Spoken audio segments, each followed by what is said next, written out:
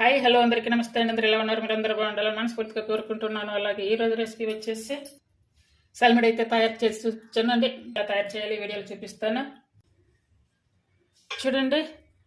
ముందుగా సల్మిడి తయారు చేయడానికి పిండి అయితే తీసుకోవాలి. ఇప్పుడు ఈ పిండి వచ్చేసి మామూలుగా మనం అరిసెలకి కానీ సలపిండికి కానీ బియ్యం నానబెట్టి అలా చేస్తాము కదా, అలా కాకుండా నేనైతే ఇలా వాళ్ళు బియ్యం కడిగి వరకు ఎండబెట్టేసి పిండి పెట్టించాను అన్నమాట. ఇప్పుడు ఈ పిండి ఉంది కదా, కొంచెం వాటర్ వేసుకోవాలి. చూడండి, ఇలా వేసేసుకొని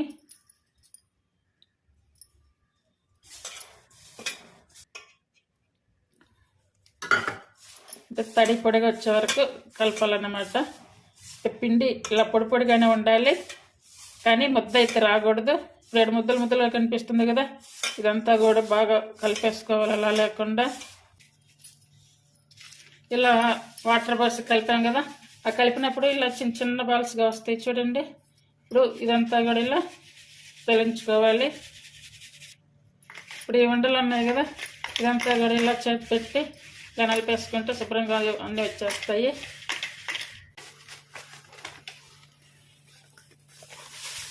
అంటే ఇప్పుడు వాటర్ కలిపాం కదా, కొంచెం ఇట్లా తడి పొడిగా అన్నట్టుగా ఉంది. ఇప్పుడు ఈ కొబ్బరి తీసుకొని ఇలా తురుము పట్టుకొని కానీ మిక్సీ చేసుకొని కానీ ఇందులో వేసుకోవాలి. ఇందులో వేసేసి ఇలా కలిపేసుకోవాలి. పిండంతా కూడా ఇలా పెట్టేసుకోవాలి.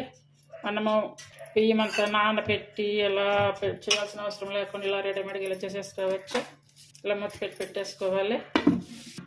ఇప్పుడు పచ్చి కొబ్బరి తీసుకొని ఈ పైన ఉన్నటువంటి పొట్టంతా కూడా తొలగించుకొని ఇది చిన్న చిన్న పీసెస్గా కట్ చేసుకోవాలి. చూడండి, ఇలా స్టవ్ మీద చిన్న కడాయి పెట్టుకుని అందులో 1 స్పూన్ వరకు నెయ్యి వేసుకోవాలి.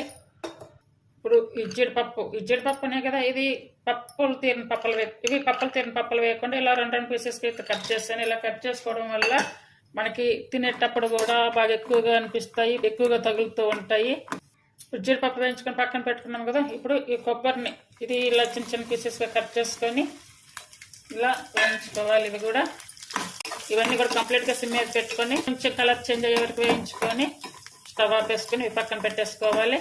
ఇప్పుడు మరో పాత్ర పెట్టేసుకొని ఇందులో బెల్లం వేసుకోవాలి. అంటే ఈ బెల్లం కొంచెం బాగాలేదు, అందుకొరకై నేను ఇది ముందుగా కొంచెం ఇట్లా లిక్విడ్గా అయితే చేసుకుంటున్నాను. 1 గ్లాసు వాటర్ తీసుకోవాలి. అంటే 1/2 కిలో బియ్యం పిండి తీసుకున్నాను. 1/2 కిలో బియ్యం పిండికి వచ్చేసి 350 గ్రామ్స్ వచ్చేసి బెల్లం తీసుకున్నాను. ఆ 350 గ్రామ్స్కి ఇదిగోండి ఈ గ్లాస్ తోటి వాటర్ తీసుకున్నాం. ఇప్పుడు ఇది కంప్లీట్గా సిమ్ మీద పెట్టేసుకొని బెల్లం అంతా కూడా కరిగించుకోవాలి.